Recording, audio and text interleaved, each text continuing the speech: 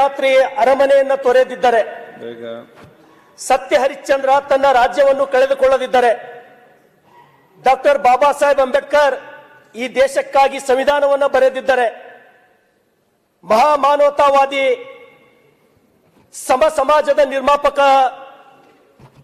ವಚನಗಳ ಗಾರುಡಿಗ ಭಕ್ತಿ ಭಂಡಾರಿ ವಿಶ್ವಗುರು ಬಸವಣ್ಣನವರು ವಿಶ್ವ ಸಾಹಿತ್ಯಕ್ಕೆ ವಚನ ಸಾಹಿತ್ಯವನ್ನು ಕೊಡದಿದ್ದರೆ ಇವತ್ತು ಅವರ ಭಾವಚಿತ್ರ ಇಲ್ಲಿ ಇರ್ತಾ ಇರಲಿಲ್ಲ.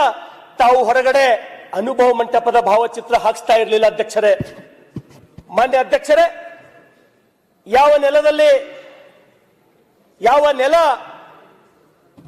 ಜಗತ್ತಿಗೆ ಮೊದಲ ಪಾರ್ಲಿಮೆಂಟ್ ಕೊಟ್ಟಂತ ಶ್ರೇಷ್ಠ ನೆಲ ಬಸವ ಕಲ್ಯಾಣ, ಈ ಜಗತ್ತಿಗೆ ಮೊಟ್ಟ ಮೊದಲು ದಾಸೋಹದ ಪರಿಕಲ್ಪನೆಯನ್ನು ಕೊಟ್ಟಂತ ಶ್ರೇಷ್ಠ ನೆಲ ಬಸವ ಕಲ್ಯಾಣದ ಏನು ವಿಶ್ವಗುರು ಬಸವಣ್ಣನವರ ಒಂದು ಕಲ್ಪನೆ ಇತ್ತು, ಅನುಭವ ಮಂಟಪ. ಈ ಜಗತ್ತಿನ ಕೋಟಿ ಕೋಟಿ ಬಸವ ಭಕ್ತರ ಆಶೆ ಇತ್ತು, ಅನುಭವ ಮಂಟಪ ನಿರ್ಮಾಣ ಆಗಬೇಕು.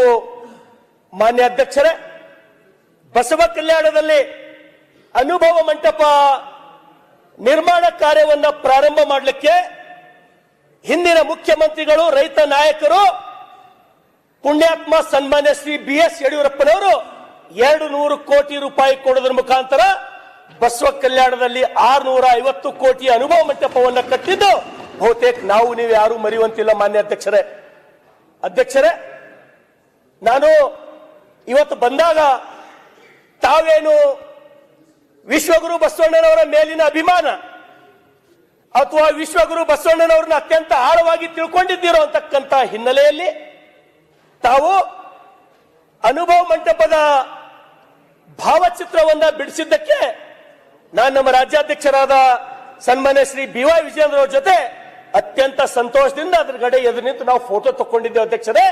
ಹಾಗಾಗಿ ಆ ನೆಲದ ಶಾಸಕನಾಗಿ ನಿಮಗೆ ನಾನು ತುಂಬು ಹೃದಯದ ಧನ್ಯವಾದಗಳನ್ನ ಸಲ್ಲಿಸ್ತೇನೆ ಅಧ್ಯಕ್ಷರೇ. ನಿಮಗೆ ತುಂಬು ಹೃದಯದ ಧನ್ಯವಾದಗಳನ್ನ ಅಧ್ಯಕ್ಷರೇ. ಒಲೆ ಹತ್ತಿ ಉರಿದರೆ ನಿಲ್ಲಬಹುದಲ್ಲದೆ, ದರೆ ಹತ್ತಿ ಉರಿದರೆ ನಿಲ್ಲಬಹುದೇ, ಏರಿ ನೀರುಂಬೊಡೆ, ಬೇಲಿ ಕೈಯ ಮೇವಡೆ, ನಾರಿ ತನ್ನ ಮನೆಯಲ್ಲಿ ಕಳುವಡೆ, ತಾಯಿಯ ಮೊಲೆ ಹಾಲು ನಂಜಾಗಿ ಕೊಲುವಡೆ, ನಾನಾರಿಗೆ ದೂರಲಿ ಕೂಡಲ ಸಂಗಮ ದೇವ ಅಂತಕ್ಕಂಥ ವಚನಗಳನ್ನ ಬರೆದಂತ ವಿಶ್ವಗುರು ಬಸವಣ್ಣನವರ ನೆಲದಲ್ಲಿ ಮಾನ್ಯ ಅಧ್ಯಕ್ಷರೇ 12ನೇ ಶತಮಾನದಲ್ಲಿ ಕೊಡುವವರಿದ್ದರು, ಬೇಡುವರೇ ಇರಲಿಲ್ಲ. ಎಲ್ಲರೂ ದುಡಿದು ಮೈ ಮುರಿದು ನಾನು ಯಾರಿಗ್ ಕೊಡ್ಲಿ ಅಂತ ಹೇಳಿ ಹಪ್ಪಿಸ್ತಾರೆ ಅಧ್ಯಕ್ಷರೇ. ಬೇಡುವರೇ ಇರಲಿಲ್ಲ ಅಧ್ಯಕ್ಷರೇ. ಅಂತ ನೆಲ ಬಸವ ಕಲ್ಯಾಣ. ಅದಕ್ಕಾಗಿ ಅಧ್ಯಕ್ಷರೇ, ಕಂದಿದೇನಯ್ಯ ಎನ್ನ ನೋಡುವರಿಲ್ಲದೆ, ಕುಂದಿದೇನಯ್ಯ ಎನ್ನ ನುಡಿಸುವರಿಲ್ಲದೆ, ಬಡವನಾದೇನಯ್ಯ ಎನ್ನ ತನು ಮನ ಧನವ ಬೇಡುವರಿಲ್ಲದೆ, ಕಾಡುವ ಬೇಡುವ ಶರಣರ ತಂದು ಕಾಡುವ ಬೇಡಿಸು ಕೂಡಲ ಸಂಗಮ ದೇವ ಅಂತೇಳಿ ವಿಶ್ವಗುರು ಬಸವಣ್ಣನವರು ಹೇಳಿದ್ರು ಅಧ್ಯಕ್ಷರೇ. ನನಗ ತಾವು ಅಧ್ಯಕ್ಷರು ನಿಮ್ಗೊಂದು 1000 ಸಲ ಧನ್ಯವಾದ ಹೇಳ್ಬೇಕಂತ ಅನಿಸ್ತಾ ಇದೆ ಅಧ್ಯಕ್ಷರೇ. ಯಾಕೆ ಅಧ್ಯಕ್ಷರೇ ಅಂದ್ರೆ ಇವತ್ತು ಬಹಳಷ್ಟು ಜನ ಹಿರಿಯರು ಆ ಕಡೆ ಈ ಕಡೆ BR ಪಾಟೀಲ್ರು, MY ಪಾಟೀಲ್ರು ಅಧ್ಯಕ್ಷರೇ, ನಾನು ಸಣ್ಣವಿದ್ದ ಅಧ್ಯಕ್ಷರೇ.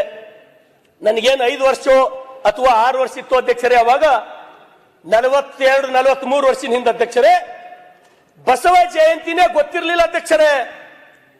ಬಸವ ಜಯಂತಿ ಆಚರಣೆ ಯಾವ ರೀತಿ ಮಾಡ್ತಿತ್ತು ಅಧ್ಯಕ್ಷರೇ ಅಂದ್ರೆ 4 ಕಾಲಿನ ಎತ್ತಿಗೆ 4 ಕಾಲಿನ ಆಕಳಿಗೆ ಹೋಳಿಗೆ ಚಜ್ಜಿಕ ತಿನ್ನಿಸಿ ಬಸವ ಜಯಂತಿ ಆಚರಣೆ ಮಾಡಿದ್ದು ಬಸವ ಕಲ್ಯಾಣ ಶಾಸಕ ನಾನೇ ನೋಡಿನ ಅಧ್ಯಕ್ಷರೇ.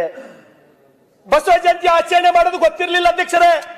ಅದಕ್ಕಾಗಿ ನಿಮಗೆ 1000 ಸಲ ಧನ್ಯವಾದ ಹೇಳಬೇಕು, ಕೋಟಿ ಕೋಟಿ ಧನ್ಯವಾದ ಹೇಳಬೇಕು ಅಧ್ಯಕ್ಷರೇ.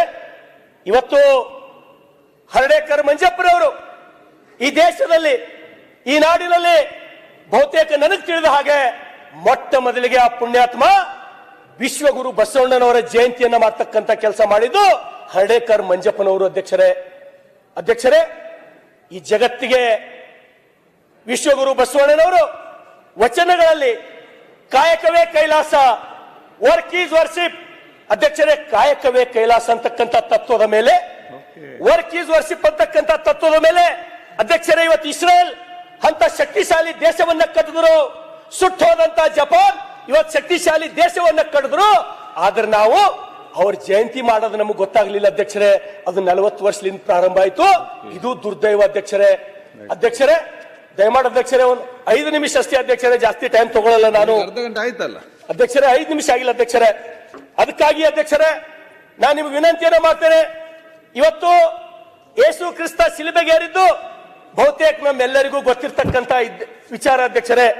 ಇವತ್ತು ಯೇಸು ಕ್ರಿಸ್ತರಿಗೆ ಶಿಲುಬೆಗೆ ಏರಿಸಿದಾಗ ಅವ್ರಿಗೆ ಏನ್ ಹೇಳ್ತಾರ, ಯಾರು ಶಿಲುಬೆಗೆ ಏರಿಸಿದ್ರು ಅವರಿಗೆ ಮಾಫ್ ಮಾಡ್ಬಿಡು ಅಂತ ಹೇಳಿ ಯೇಸು ಕ್ರಿಸ್ತ ಹೇಳಿದಂತ ಮಾತು ಅಧ್ಯಕ್ಷರೇ. ಇವತ್ತು ಕ್ರಿಶ್ಚಿಯನ್ರು ಜಗತ್ತಿನ ತುಂಬಾ ಪ್ರಚಾರ ಮಾಡಿದ್ರು ಅಧ್ಯಕ್ಷರೇ. ಇವತ್ತು ಇಡೀ ಜಗತ್ತು ಯೇಸು ಕ್ರಿಸ್ತನಿಗೆ ಗೊತ್ತಿಡ್ತದೆ ಅಧ್ಯಕ್ಷರೇ. ಆದ್ರೆ ನಮ್ಮ ದುರ್ದೈವ ಅಧ್ಯಕ್ಷರೇ, ವಿಶ್ವಗುರು ಬಸವಣ್ಣನವರು ಯಾವ ಶತಮಾನದೊಳಗ ಬಿಫೋರ್ ಮ್ಯಾಗ್ನಾ ಕಾರ್ಟಾ ಏನು ಸಮ ಸಮಾಜದ ನಿರ್ಮಾಣ, ಅಂತರ್ಜಾತಿ ವಿವಾಹ, ಮಹಿಳೆಯರಿಗೆ ಸಮಾನ ಅವಕಾಶ ಇಷ್ಟೆಲ್ಲ ಕೊಟ್ಟಂತ ವಿಶ್ವಗುರು ಬಸವಣ್ಣನವರಿಗೆ ನಾವು ಗೊತ್ತಿಡದೆ ಹೋದೆವು ಅಧ್ಯಕ್ಷರೇ. ಈ ದೇಶದೊಳಗೆ ನಾವು ಪ್ರಚಾರ ಮಾಡಲಿ ನಾವು ವಿಫಲ ಆದೇವು ಅಧ್ಯಕ್ಷರೇ.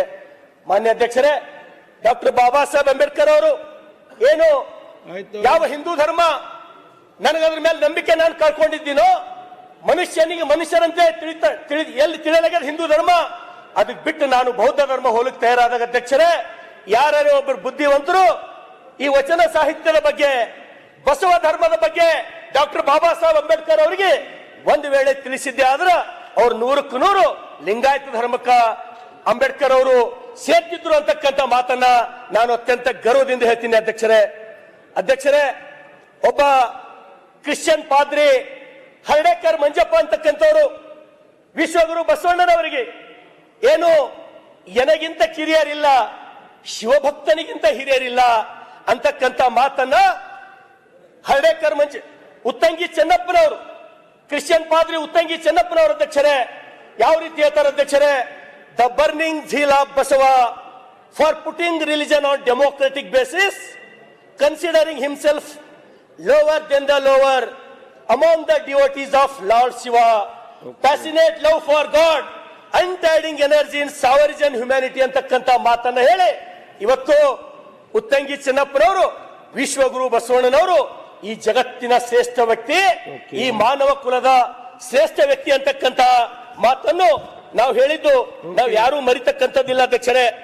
ಅಧ್ಯಕ್ಷರೇ, ಈ ನಾಡು ಕಂಡಂತ ನಮ್ಮ ನಿಮ್ಮೆಲ್ಲರ ಆದರ್ಶ ಖ್ಯಾತ ಕವಿ, ರಾಷ್ಟ್ರ ಕವಿ ಕುವೆಂಪುನವರು ಹೇಳಿದ್ರು ಅಧ್ಯಕ್ಷರೇ, ವಿಶ್ವಗುರು ಬಸವಣ್ಣನವರಿಗೆ ಕಾರ್ತಿಕದ ಕತ್ತಲೆಯಲ್ಲಿ ಆಕಾಶ ದೀಪವಾಗಿ ನೀ ಬಂದೆ ಅಂತ ಹೇಳಿ ಇದು ಹೇಳಿದ್ದು ಕುವೆಂಪು ಅವರು ಅಧ್ಯಕ್ಷರೇ.